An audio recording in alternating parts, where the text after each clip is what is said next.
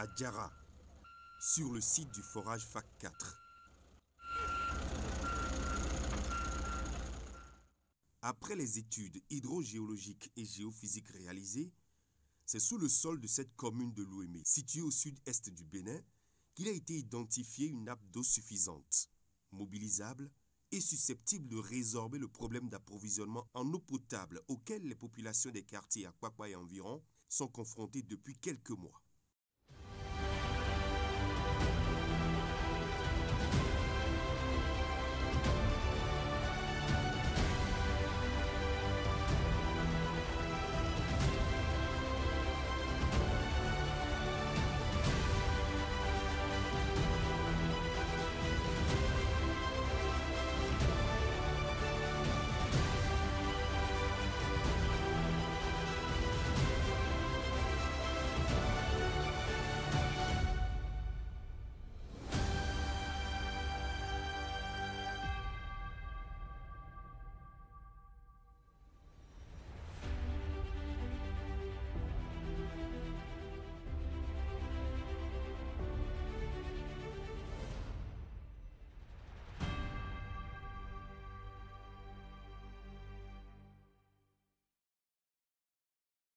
Ici, les travaux exécutés au titre de la mesure d'urgence pour le renforcement en eau potable des zones à Kpakpa, à Gbangandan et environ, à partir des champs de Cap de Porto Novo et environ, sont en phase d'achèvement. Oui, ici précisément, oui, nous sommes sur le site de forage FAC 4. Et d'abord, la consistance des travaux, c'est que c'est l'équipement du forage et le raccordement pour pouvoir pomper l'eau vers le site de traitement. En termes de travaux, d'avancement des travaux, nous avons déjà achevé tout ce qui est équipement électrique et hydraulique. Et le forage est déjà mis en service. Donc, tout ce qui reste comme activité actuellement, oui, qui est en cours, c'est l'aménagement de l'enceinte du site.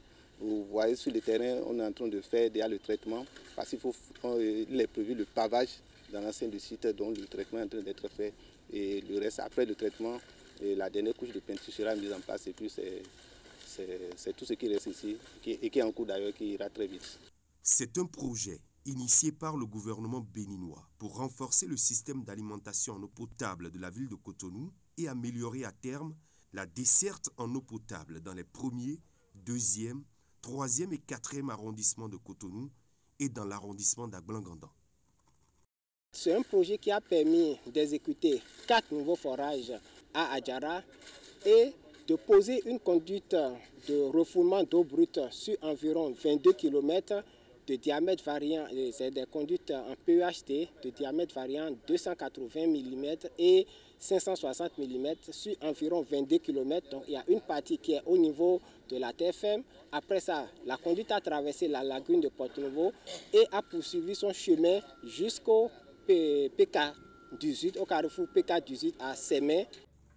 Une conduite appropriée transporte l'eau des forages jusqu'à la station de traitement située à PK18, de capacité 1000 m3 par heure en cours de construction et dont les travaux sont en phase terminale. La station dispose d'un réservoir surélevé de capacité 100 m3, de hauteur sous cuve de 21 mètres et d'un réservoir semi-enterré d'une capacité de 1000 m3. Elle dispose également des tours de dégazage pour le traitement physique de l'eau, d'un bâtiment réservé au traitement chimique de l'eau, d'une station de pompage, puis d'un laboratoire.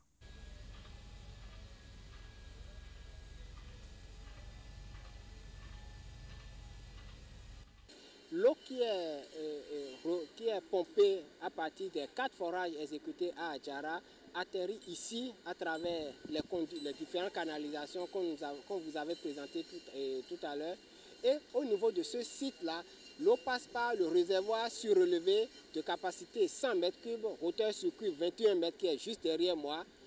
Après ce réservoir surélevé, l'eau passe à travers les tours de dégazage qui sont juste en face de moi. Nous les avons présentés tout à l'heure. Il y a 3 tours de dégazage. Actuellement, la plateforme est là. Les équipements sont déjà disponibles sur le site. Le montage va commencer dans les jours à venir.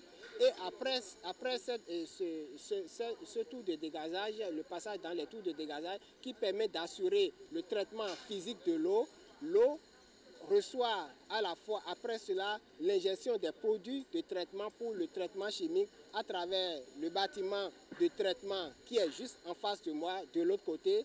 Et après ce traitement physique, l'eau est stockée au niveau de ce réservoir semi-enterré de capacité 1000 m3 que nous avons présenté tout à l'heure.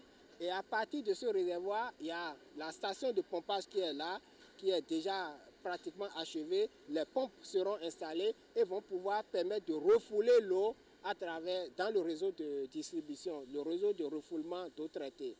Et tout à l'heure, nous avons décrit le passage de l'eau depuis les forages jusqu'à la station de traitement. Quand l'eau quitte cette station de traitement, l'eau est refoulée dans une conduite en PEHD de capacité 560 qui est réduit en 500 puis en 450 pour amener l'eau jusqu'au château d'eau qui est situé à Tokplegbe au niveau de Akpakpa. Il y a quelques mois, les populations situées au niveau de la partie est de Cotonou, en l'occurrence Akpakpa et Aglangandan, éprouvaient d'énormes difficultés pour accéder au liquide vital. Leur quotidien était rythmé par des coupures d'eau récurrentes, avec son corollaire de faibles pressions liées notamment au déficit de production par rapport aux besoins.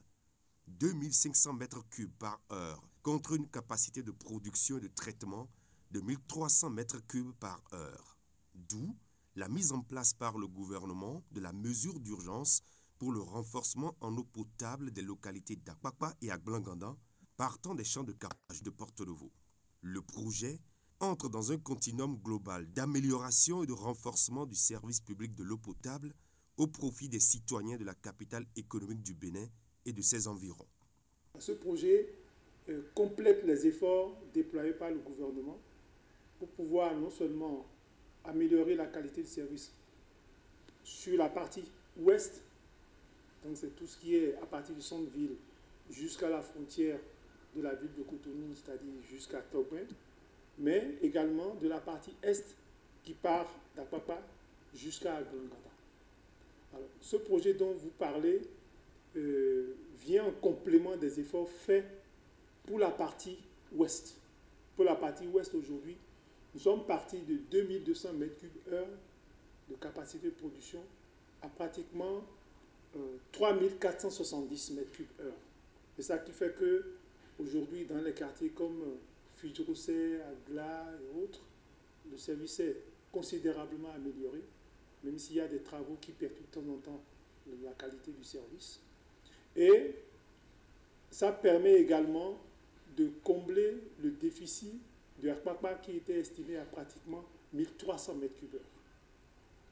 Avec le renforcement de la partie ouest, il y a une petite partie de la production qui ira vers l'est, mais l'est a désormais sa station, qui est une station qui a une capacité de 1000 m3, qui comble entièrement le déficit qu'on peut observer sur la partie Akpakpa jusqu'à Aglangandan.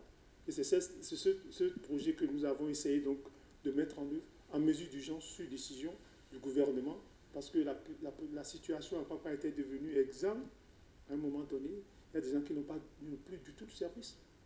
Pendant plusieurs mois, il y a des gens qui ont été privés du service. Je ne vais pas vous citer les quartiers.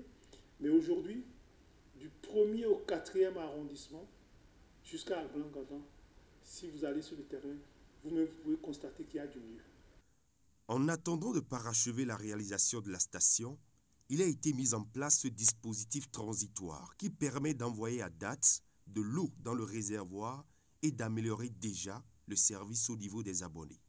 Vous allez constater depuis le matin, quand nous parcourons les ouvrages du projet, l'eau est prise depuis Adjara. Et quand ça vient, en attendant l'achèvement final de la station, il est mis en place ce dispositif-là qui permet déjà d'envoyer de l'eau sur le réseau et d'améliorer le service au niveau de nos clients. C'est une mesure transitoire qui permet quand même de soulager un tant soit peu les difficultés des populations des 4 premiers arrondissements de Cotonou. Donc avec les installations qui sont derrière moi, nous injectons à présent plus de 7000 m3 par jour dans le réseau et qui vient conforter déjà le débit débité de l'autre côté.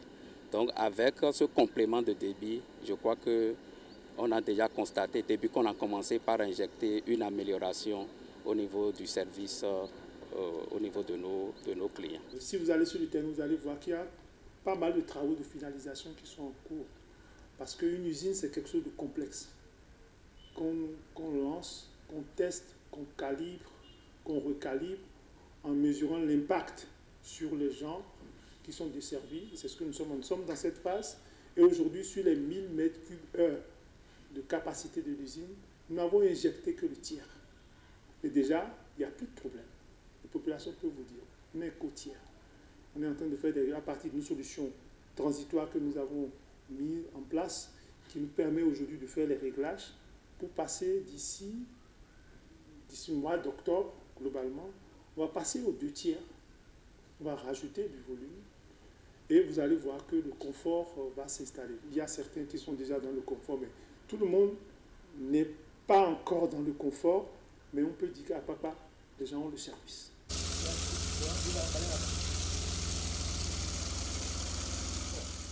Aujourd'hui, dans plusieurs quartiers d'Apapa, c'est la fin du calvaire. Grâce aux mesures d'urgence que le gouvernement met en place, l'eau sort à nouveau des robinets. Un retour progressif, mais certain dans les ménages, après 6 mois, 1 an et même 2 ans, suivant les localités. Des moments de souffrance que les populations racontent au passé, avec le bonheur de retrouver le liquide vital.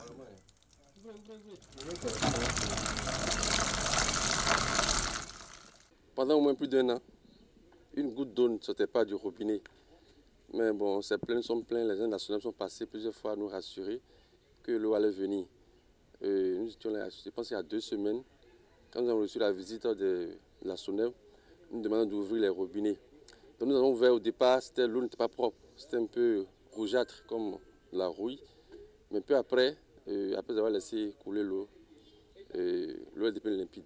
Et depuis ce temps, on n'a pas eu de coupure, c'est permanent. Je pense que la pression n'est pas mal.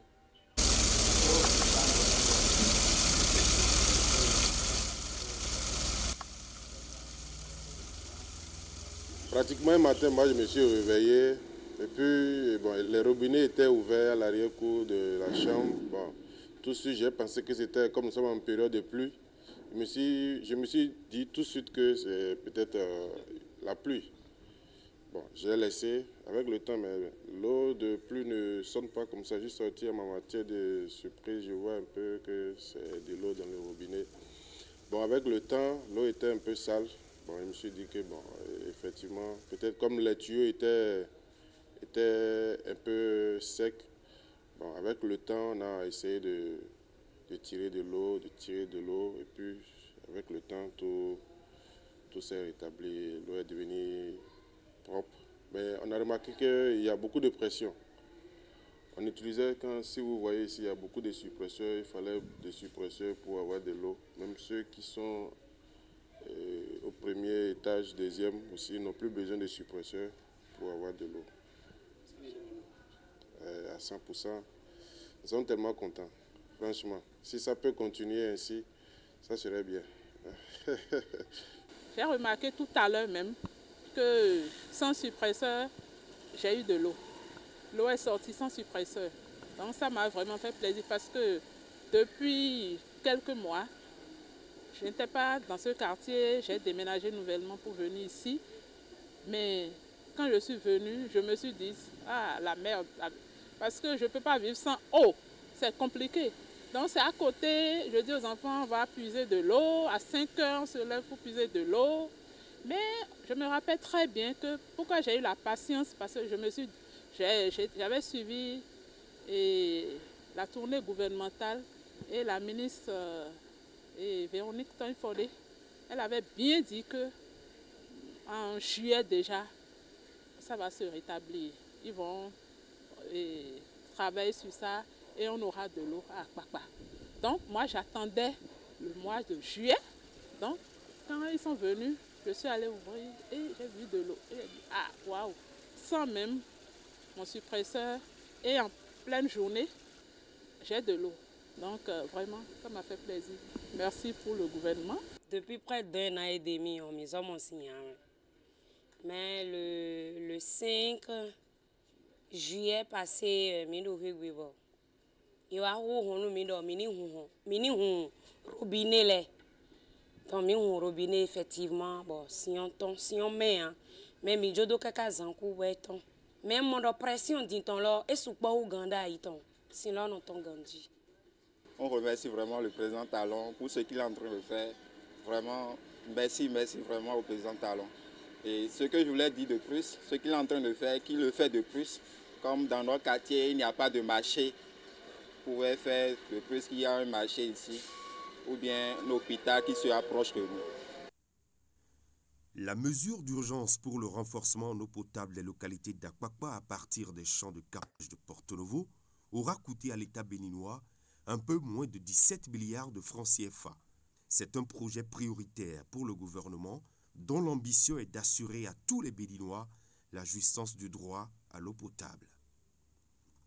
Aujourd'hui, ce qu'on peut retenir de la SONEB à travers ce projet, pas de la SONEB mais du gouvernement, parce que c'est une vision du chef de l'État, c'est un projet qui lui tient tellement à cœur, sorti à papa de la situation dans laquelle cette partie de la ville se trouve.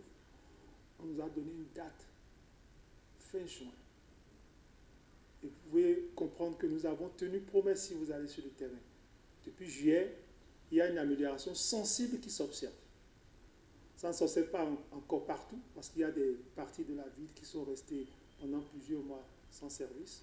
Avant qu'on injecte de l'eau dans ces réseaux, nous sommes obligés de faire des contrôles, de contrôler un certain nombre d'équipements, de contrôler le raccordement, de nettoyer les ventouses, de regarder les vannes. C'est ça qui fait qu'aujourd'hui, certains ne sont pas encore dans le confort qu'ils souhaitent. Dans certains endroits, le service est complètement rétabli.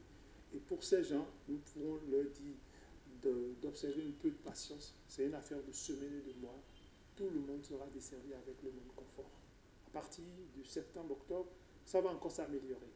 Et vers la fin de l'année, lorsque nous allons tourner à plein régime, avec une capacité de 1000 m3 que nous pouvons réguler aux besoins des populations, on va conjuguer définitivement au passé des problèmes qui sont ceux de l'alimentation en eau potable de la ville de Cotonou, est, centre-ville, est, au passé. En dehors de la partie est de Cotonou, plusieurs autres localités du Bénin, notamment celles qui sont les plus touchées par les difficultés d'approvisionnement en eau potable, sont aujourd'hui reconnectées au réseau de distribution. Dans le département des collines, défavorisé en cette matière de par son sol hydrogéologiquement difficile, le gouvernement a fait l'option de régler le problème de façon durable grâce à la mise en place d'un système moderne d'amélioration en eau potable. Je suis un médecin et je me souviens que pour éliminer le ver de Guinée, qui est une maladie liée à la boisson de l'eau potable, des forages ont été réalisés. Mais on constate qu'après une décennie, tous ces forages sont en panne ou pratiquement hors d'usage. Maintenant, avec l'approche retenue par le gouvernement du président Patrice Talon, qui est la retenue d'eau de surface, ce problème majeur est résolu. Avec la construction du barrage d'Ayedjoko dans la commune de Savet et le traitement de cette eau à Gobé, les communes de Savet, de Glazou et de Dassa disposent de l'eau potable de façon permanente. Aujourd'hui, on se rend compte que l'option choisie par le gouvernement, ce sont des mini-réseaux, disons des mini-SONEB qui travaillent pour desservir l'ensemble des villages. Et je peux vous rassurer que cette approche, non seulement elle est novatrice, mais elle est pérenne et rassurante. De sorte qu'aujourd'hui, le département des collines peut se féliciter d'avoir bénéficié de 18 SAEP répartis sur l'ensemble du territoire du département. Il y a aussi des des AEV et qui sont au nombre de 5, qui sont réalisés. Et il y a des postes d'eau autonomes dans des écoles à cantine scolaire. Il y a également des FPM qui sont réalisés. Parce que avant de résoudre le problème de façon globale, il y a des solutions d'appoint qu'il faut rechercher. C'est pour cela que des forages et des FPM ont été réalisés, d'autres réhabilités pour que la population puisse continuer de bénéficier de l'eau en attendant de généraliser le système SAEP. Grâce à ces réalisations, le phénomène des bidons jaunes, bidons autrefois portés par des femmes et des enfants qui, de grand matin, devaient parcourir plusieurs kilomètres, notamment à Dassa et à Glazoué, à la recherche de l'eau, relève désormais du passé. Les populations, nos frères, nos pères, nos mères, nos sœurs en souffraient sérieusement. C'était la période des bidons jaunes. Nos mamans faisaient des rangs pour accéder à l'eau. Et quelle eau? Eau de puits. Mais aujourd'hui, tout cela est conjugué au passé. Tout cela est conjugué au passé. Au-delà de ce que nous vivons au niveau du chef-lieu de la commune, c'est pareil au niveau de nos hameaux. Il y a des forages un peu partout. Il y a des forages un peu partout, ce qui permet donc de satisfaire les populations en eau potable. Donc la question d'eau potable est en train d'être réglée. Aujourd'hui, ce phénomène est éliminé. Nous avons eu des réalisations majeures pour que l'accès à l'eau potable soit une réalité pour toute la population de Dassa-Zoumé. Le département des Collines dispose aujourd'hui de 2 barrages. Le premier, implanté à Ayedjoko, commune de Savet, d'une capacité de 2 millions de mètres cubes. Et le second, de capacité 12 millions de mètres cubes, en cours de construction à Lifo, dans la commune de Glazoué. Ces barrages, quand on prend celui de Savet, a une capacité de 2 millions de mètres cubes. 2 millions de mètres cubes parce que ce sont les eaux de surface qui sont mobilisées, traitées et distribuées dans les villes de Savet, de Glazoué et de Dassa-Zoumé. Et donc, ce sont de grosses agglomérations qui sont choisies.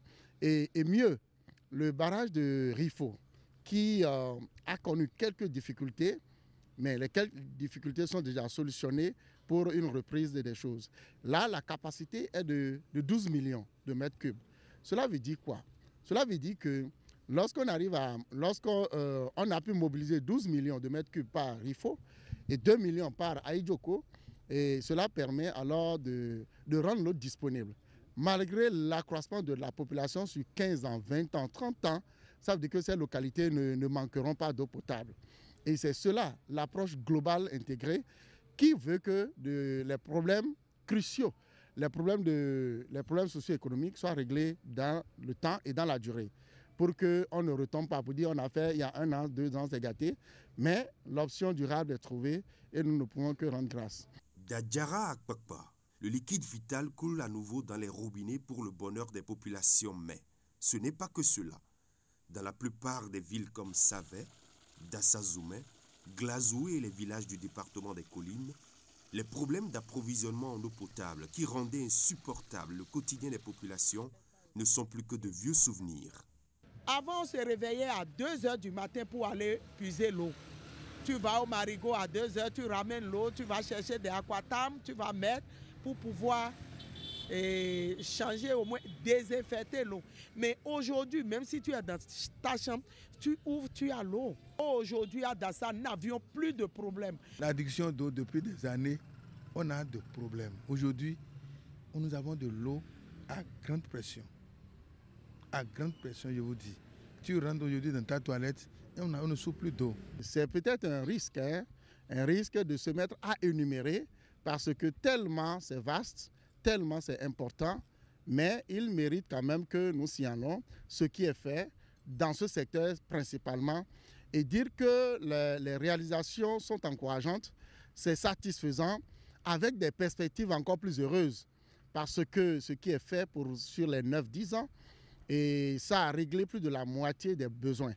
Même s'il y a encore des défis à relever pour l'avenir, le taux de couverture, et peut-être toute modestie gardée, je peux dire le département des collines, avec ce que j'ai vu et les chiffres qui m'ont été communiqués, le département des collines fait quand même partie des départements les mieux couverts en matière d'eau. Les différentes réalisations du président Talon quant à la mise à disposition des populations de l'eau potable sont caractérisées par la fiabilité et la durabilité, à l'instar de ce qui est fait dans les secteurs touristiques, routiers et autres.